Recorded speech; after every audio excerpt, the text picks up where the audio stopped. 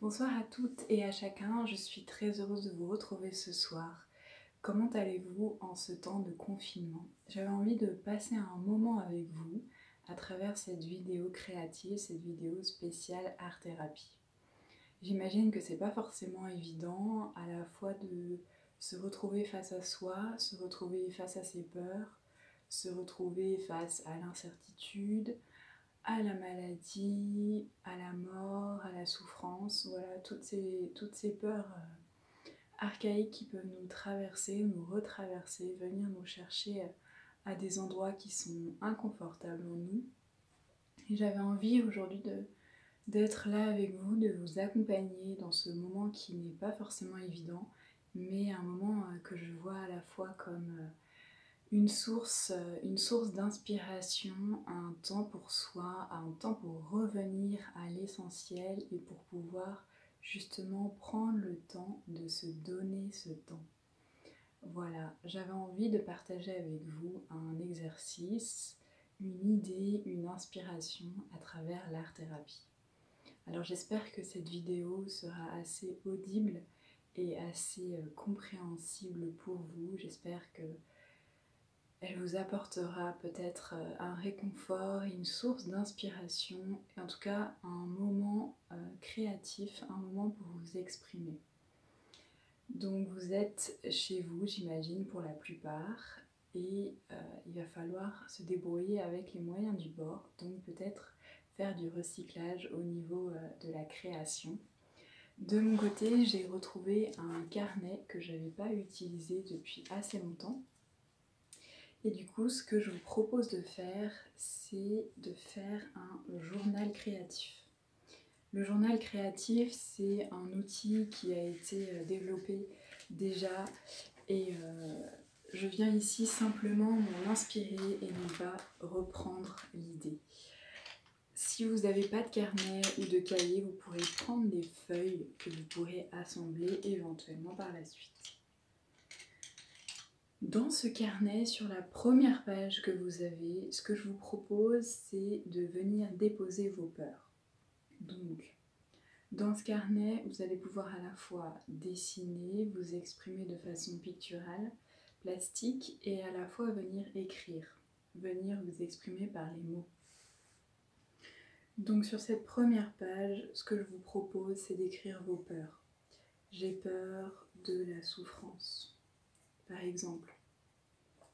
J'ai peur du virus.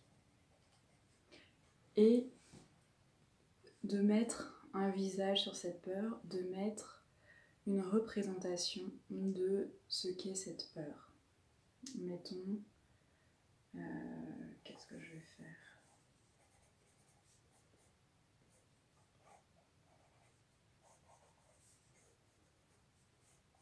Voilà, moi j'ai choisi de représenter une tête de mort.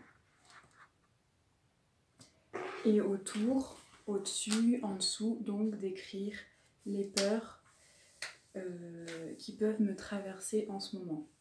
Ce que j'avais envie de vous dire aussi par rapport à ces peurs, c'est qu'elles sont tout à fait légitimes et que je pense que nous y sommes tous confrontés.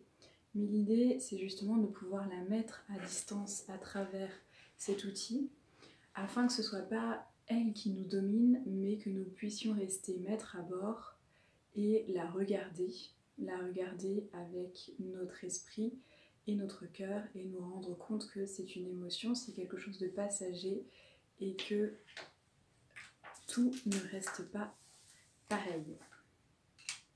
Sur la deuxième page, je vais vous proposer d'imaginer, de vous visualiser qui vous seriez, comment vous seriez sans cette peur. Alors, sans cette peur, je serais heureuse, je serais joyeuse, je serais moi, enfin vraiment tout ce qui vous passe par la tête par rapport à ça. Et également de faire une représentation de quel serait votre état d'esprit, de qui vous seriez sans cette peur.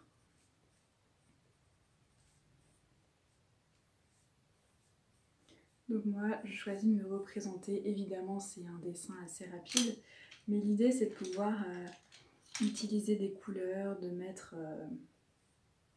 de mettre vos ressentis et encore une fois, de pouvoir écrire au-dessus, en dessous, à côté de votre production. Voilà. Donc, si je fais un résumé de ce que je vous propose aujourd'hui, c'est de pouvoir à la fois exprimer, expérimenter votre peur, pouvoir la regarder et la mettre à distance, et ensuite la remplacer par quelque chose de plus lumineux afin de vous visualiser dans cet état d'esprit positif de comment vous seriez sans cette peur. Donc, le but ici n'est pas du tout de nier ou de mettre sous cloche votre peur, puisqu'elle est encore une fois légitime, mais c'est de pouvoir en faire quelque chose, de pouvoir la dire, puis la transformer. En souhaitant de tout cœur que cette petite vidéo vous sera utile, je vous souhaite bon courage, je vous souhaite de prendre soin de vous, de prendre soin de vos proches, et je vous dis à très bientôt, parce que j'ai envie de revenir partager avec vous et de vous faire d'autres vidéos avec d'autres idées pour ce journal créatif. À bientôt.